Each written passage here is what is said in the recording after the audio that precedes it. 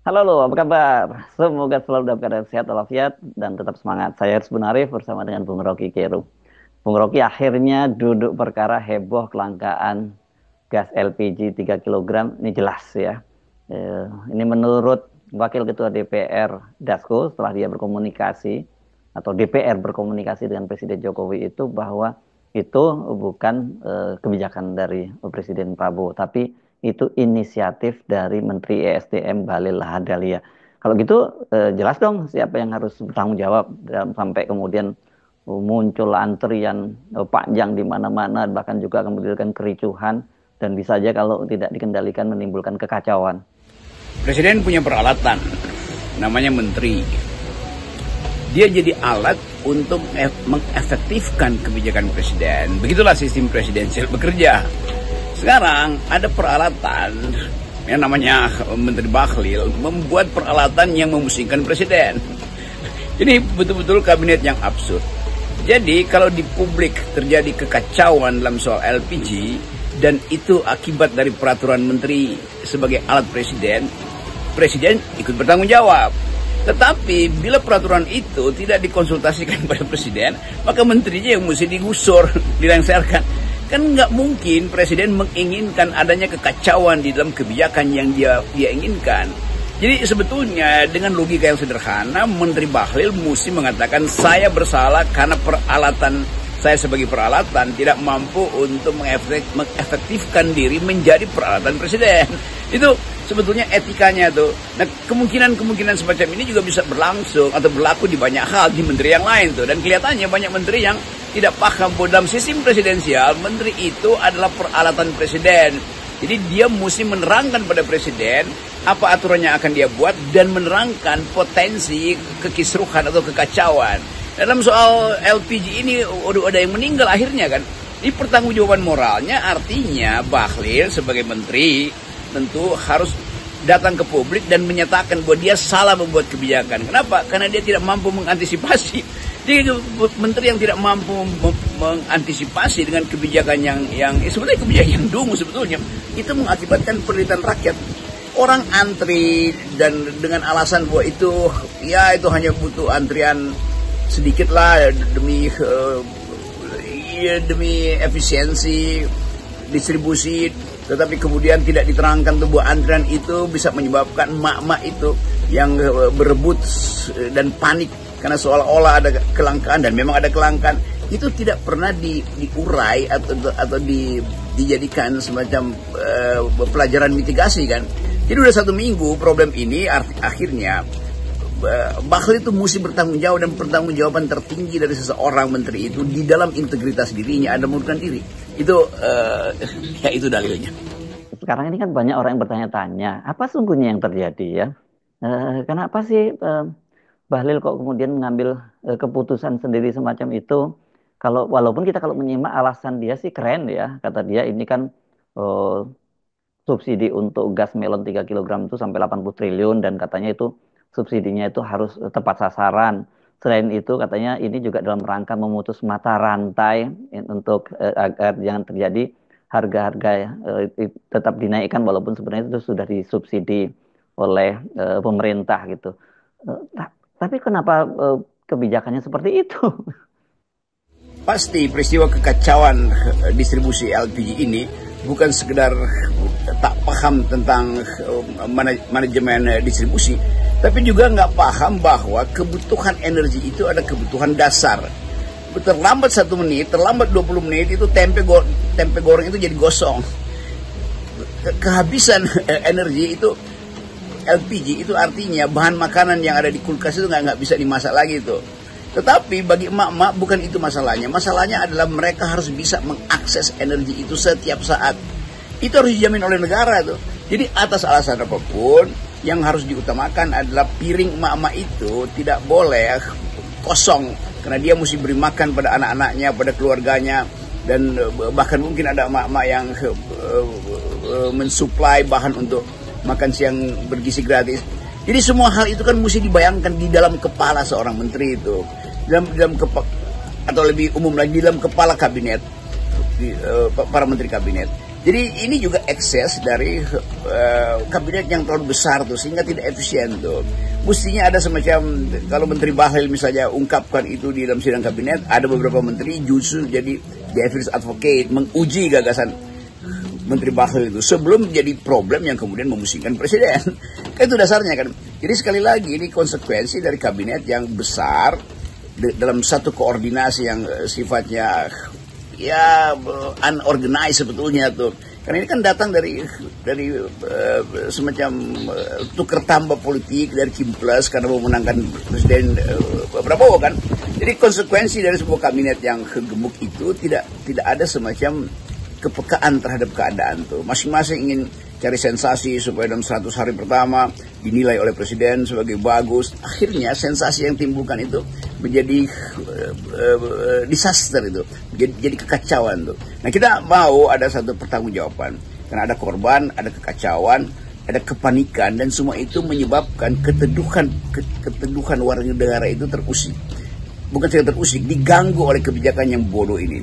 Nah, kemungkinan berikutnya tentu di wilayah pembuatan kebijakan yang lain yang bukan menyangkut energi misalnya berlaku juga poin yang sama kan, bahwa menteri itu seolah-olah punya kapasitas luar biasa untuk membuat aturan tanpa memahami jalan pikiran presiden. Kan itu dasarnya. Atau sebaliknya mungkin presiden tidak membrief dengan komprehensif, tetapi kendati presiden tidak membrief dengan komprehensif, pasti karena presiden harus mengurus 100 menteri kan. Jadi kemampuan menteri itu betul-betul harus inline dengan paradigma presiden, supaya sekali membaca keinginan presiden atau instruksi presiden, dia tidak menimbulkan disaster. Kalau dia potensi menimbulkan disaster, menimbulkan kekacauan, maka dia sudah punya program mitigasi. Ini nggak ada program mitigasi. Tapi ya, Bung Rocky, lepas dari adanya kekacauan yang terjadi di lapangan, gitu ya, adanya kemarahan rakyat dan sebagainya, menurut saya blunder sejumlah menteri ini dalam 100 hari pemerintahannya Prabowo ini justru bagus, gitu. Kenapa bagus? Karena ini kesempatan untuk Pak Prabowo menata kembali kabinetnya, ya. Ini bukan hanya siapa yang harus disingkirkan, yang jelas kalau proposal dari koalisi masyarakat sipil ya menteri-menteri yang orangnya Jokowi atau ternaknya Mulyono ya. Tapi ini saya kira juga momentum yang bagus untuk perampingan kabinet karena sudah terbukti bahwa kabinet yang gede itu justru rentang komando yang sangat luas dan sangat kelihatan tidak terkoordinasi atau orkestrasinya berjalan dengan bagus gitu. Akhirnya publik mulai menilai bahwa di dalam 100 hari pemerintahan Pak Presiden Prabowo begitu banyak kasus dan begitu banyak lubang problem yang begitu ditambah lubangnya jadi besar gitu kan. Nah itu pentingnya dari awal kita memberi sinyal, FNN mendiskusikan terus-menerus, para kritisi mendiskusikan terus-menerus bahwa kabinet yang diorkestrasi dengan partitur yang tidak sempurna karena ini ada hasil tukar tambah politik menyebabkan kekacauan hari-hari ini kan. Kekacauan di dalam banyak hal, beberapa menteri juga bikin kekacauan itu kan. Tetapi kita tahu bahwa seharusnya koordinasi itu dilakukan lewat Menko. Tetapi Menko-nya juga terlalu besar tuh sehingga setiap Menko itu mengkoordinir departemen teknisnya itu berantakan juga. Sekarang 7 Menko itu mesti dikoordinasi oleh presiden. Jadi Anda bayangkan derivat dari kekacauan ini dimulai dari pembengkakan kabinet yang disebabkan oleh tukar tambah politik. Padahal Pak Prabowo dulu menjanjikan ini akan ada kabinet atau ya second kabinet, itu kabinet ahli yang tidak tergantung pada infiltrasi politik. Kan presiden udah terpilih, maka dia berhak untuk menyusun sendiri, nggak perlu lagi ngikutin keinginan dari koalisi kan. Kan dengan sempurna kita bisa baca kabinet presidensial itu ada kabinet ahli. Kalau kabinet isinya politisi itu namanya sistem parlementer kan, dalil-dalil bernegaranya begitu.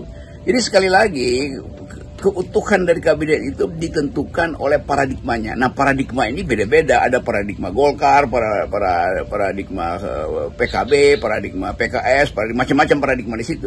Nah untuk memastikan ini harusnya ada satu prinsip, yaitu semua hal yang menyangkut kebijakan teknis itu diselesaikan secara teknis lalu dihitung akibat dari penyelesaian itu. Jadi regulasi itu bukan sekedar mengatur tapi mengantisipasi kekacauan.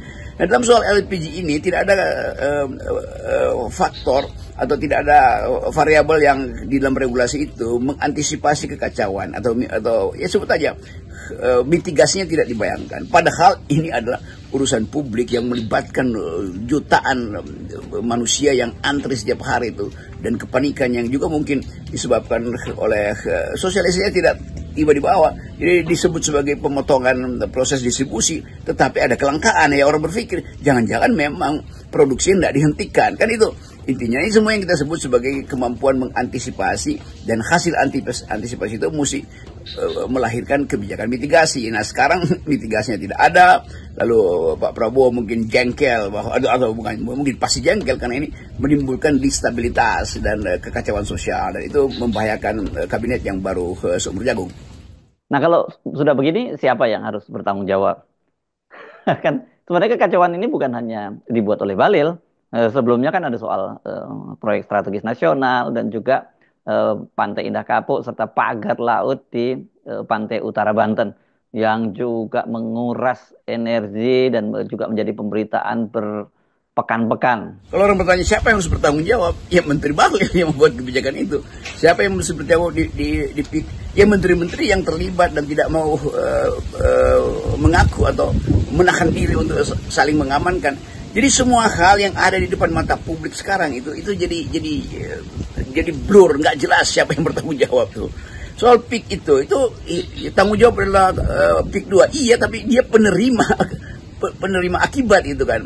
Jadi PIK 2 itu juga bagian dari kekacauan kita tuh. Pasti ada politisi di situ, pasti ada menteri di situ yang menyebabkan PIK 2 itu jadi sasaran publik kan. Jadi mestinya kita baca di situ tuh bahwa ya pengusaha ingin jalan pintas. Lalu masalahnya kenapa jalan pintas itu disediakan oleh pejabat, kan itu yang mesti diperiksa.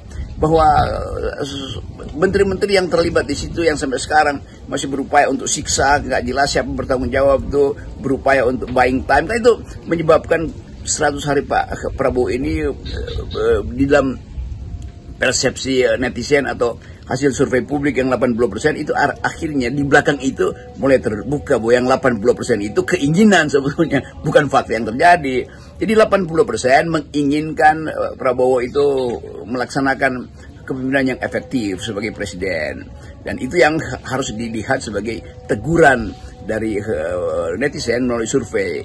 Dan sekarang kita mulai masuk pada substansinya. Setelah sensasi 82% dukungan pada Pak Prabowo selesai, maka substansi mulai terbuka bahwa ternyata banyak problem di dalam kabinet. Jadi saya kira itu yang ya masuk akal kalau dengan cara saksama dan dalam tempo sesingkat-singkatnya dilakukan perampingan, atau dalam bahasa hukumnya adalah reshuffle, dan itu akan menyangkut mungkin separuh dari kabinet.